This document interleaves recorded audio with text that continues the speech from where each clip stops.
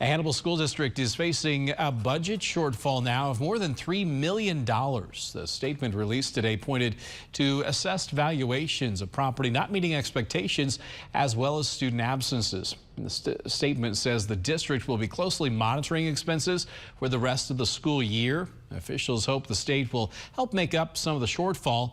Superintendent Susan Johnson sat down with WGEM's Joseph Lawler today to discuss some of the troubles. We'll see more from that interview coming up tonight on WGEM News at 10.